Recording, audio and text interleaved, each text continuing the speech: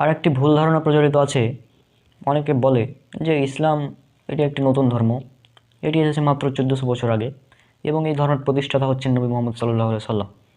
এটি একটি ভুল ধারণা।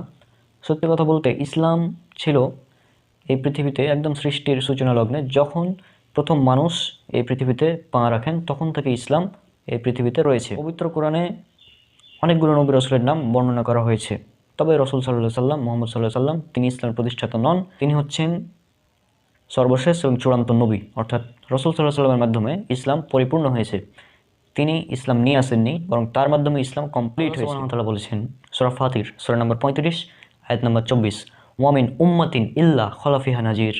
আর প্রত্যেক যুগেই আল্লাহ সুবহানাহু ওয়া তাআলা একজন পথ প্রদর্শক পাঠিয়েছেন, অর্থাৎ প্রত্যেক জাতির জন্যই রয়েছে পথ প্রদর্শক। আল্লাহ সুবহানাহু ওয়া তাআলা আরও বলেছেন সূরা রদ সূরা নম্বর 13 আয়াত নম্বর 7, ওয়ালিকুল্লি কওমিন হাদ। আর প্রত্যেক জাতির জন্যই রয়েছে হেদায়েতকারী।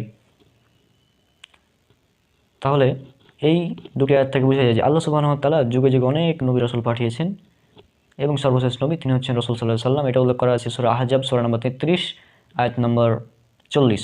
এখানে বলা হয়েছে মুহাম্মদ সাল্লাল্লাহু আলাইহি সাল্লাম তোমাদের মধ্যে কোনো পুরুষের পিতা নন, বরং তিনি আল্লাহর রাসূল ও সর্বশেষ নবী। আর নাম ধরে মোট 25 জন নবীর নাম পবিত্র কোরআনে উল্লেখ করা হয়েছে। যেমন ধরেন আদম আলাইহিস সালাম, নূহ আলাইহিস সালাম, ইব্রাহিম আলাইহিস সালাম, মূসা আলাইহিস সালাম, ইউনুস আলাইহিস সালাম, ইউসুফ আলাইহিস সালাম, ইয়াকুব আলাইহিস সালাম, তারপর মূসা আলাইহিস সালাম, ঈসা আলাইহিস সালাম এবং মুহাম্মদ সাল্লাল্লাহু আলাইহি সাল্লাম। এভাবে মোট 25 জন নবী রাসূলের নাম পবিত্র কোরআনে বর্ণনা করা হয়েছে।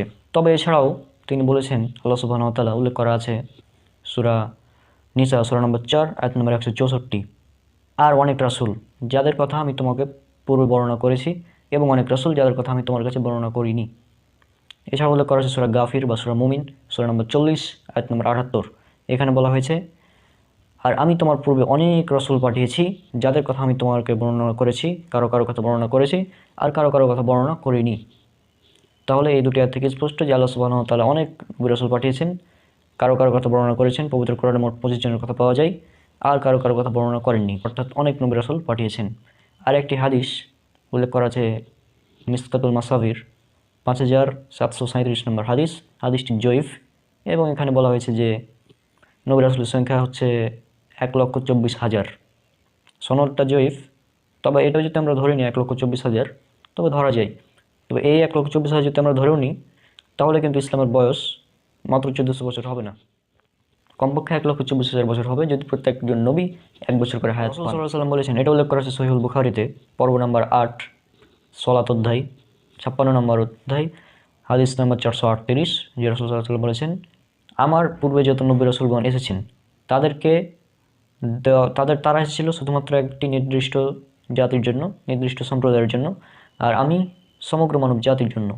তার রাসূল সাল্লাল্লাহু আলাইহি ওয়াসাল্লাম তিনি সমগ্র মানব জাতির জন্য এসেছেন, আর অন্যান্য নবী তারা ছিলেন একটি নির্দিষ্ট সময়ের জন্য। আর রাসূল সাল্লাল্লাহু আলাইহি ওয়াসাল্লাম তিনি সমগ্র মানব জাতির জন্য এসেছেন। আল্লাহ সুবহানাহু ওয়া তাআলা বলেছেন পবিত্র কোরআনে, উল্লেখ করা আছে সূরা আম্বিয়া সূরা নম্বর 21 আয়াত নম্বর 107, ওয়ামা আরসালনাকা ইল্লা রাহমাতাল লিল আলামিন। আর আমি তো তোমাকে সমগ্র মানব জাতির জন্য রহমত হিসেবে প্রেরণ করেছি। আল্লাহ বলেছেন পবিত্র কোরআনে সূরা সাবা সূরা নম্বর 34 আয়াত নম্বর 28, ওয়ামা আরসালনাকা ইল্লা কাফাতাল লিন্নাস বাসিরাও ওয়া নাজিরাও। আমি তোমাকে প্রেরণ করেছি সমগ্র মানব জাতির জন্য সুসংবাদদাতা ও সতর্ককারী রূপে, কিন্তু অধিকাংশ মানুষই তা জানে না। আর রাসূল সাল্লাল্লাহু আলাইহি ওয়াসাল্লামকে প্রেরণ করা হয়েছে সমগ্র মানব জাতির জন্য। একইভাবে পবিত্র কোরআন এটাও প্রেরণ করা হয়েছে সমগ্র মানব জাতির জন্য। এর আগে যত কিতাব নাজিল করা হয়েছিল সেগুলো ছিল নির্দিষ্ট সময়ের জন্য। আল্লাহ বলেছেন পবিত্র কোরআনে সূরা রদ সূরা নম্বর 13 আয়াত নম্বর 38, লিকুল্লি আজলিন কিতাব। আর প্রত্যেক যুগের জন্যই ছিল নির্দিষ্ট কিতাব, অর্থাৎ কিতাব নাজিল করা হয়েছিল। পবিত্র কোরআনে মোট 4টি কিতাবের নাম উল্লেখ করা আছে, তওরাত, জবুর, ইনজিল এবং কোরআন মাজিদ। মোট 4টি কিতাবের নাম উল্লেখ করা আছে নাম ধরে। এছাড়াও আরও অনেক কিতাব থাকতে পারে, যেমন ধরেন সুহফে ইব্রাহিম ইত্যাদি। আর পবিত্র কোরআন যেহেতু সর্বশেষ এবং চূড়ান্ত আসমানি কিতাব, এটা এসেছে সমগ্র মানব জাতির জন্য। আল্লাহ বলেছেন পবিত্র কোরআনে, উল্লেখ করা আছে সূরা ইব্রাহিম সূরা নম্বর 14 আয়াত নম্বর 1, আলিফ লাম র, এই কিতাব যা আমি তোমার প্রতি নাজিল করেছি যাতে তুমি মানুষকে তাদের রবের অনুমতিক্রমে অন্ধকার থেকে আলোর দিকে বের করে আনো পরাক্রমশালী সর্বপ্রশংসিতের পথের দিকে। আল্লাহ বলেছেন পবিত্র কোরআনে সূরা ইব্রাহিম সূরা নম্বর 14 আয়াত নম্বর 52, এটা মানুষের জন্য পয়গম, আর যা দ্বারা তাদেরকে সতর্ক করা হয় এবং তারা জানতে পারে যে তিনি কেবল এক ইলাহ, আর যাতে বুদ্ধিমানরা উপদেশ গ্রহণ করে। আল্লাহ বলেছেন পবিত্র কোরআনের সূরা বাকারা সূরা নম্বর 2 আয়াত নম্বর 185, রমজান মাস, যে মাসে পবিত্র কোরআন নাজিল করা হয়েছে মানব জাতির জন্য হেদায়েত স্বরূপ। আল্লাহ বলেছেন পবিত্র কোরআনের সূরা জুমা সূরা নম্বর 39 আয়াত নম্বর 41, নিশ্চয় আমি তোমার প্রতি যথাযথভাবে কিতাব নাজিল করেছি মানুষের জন্য, তাই যে সৎপথ অবলম্বন করে সে তা নিজের জন্যই করে, এবং যে পথভ্রষ্ট হয় সে নিজের ক্ষতির জন্য পথভ্রষ্ট হয়, আর তুমি তাদের তত্ত্বাবধায়ক নও। তাহলে পবিত্র কোরআন এটা হচ্ছে সমগ্র মানব জাতির জন্য, এবং রাসূল সাল্লাল্লাহু আলাইহি সাল্লামকেও প্রেরণ করা হয়েছে সমগ্র মানব জাতির জন্য। কাজেই বর্তমানে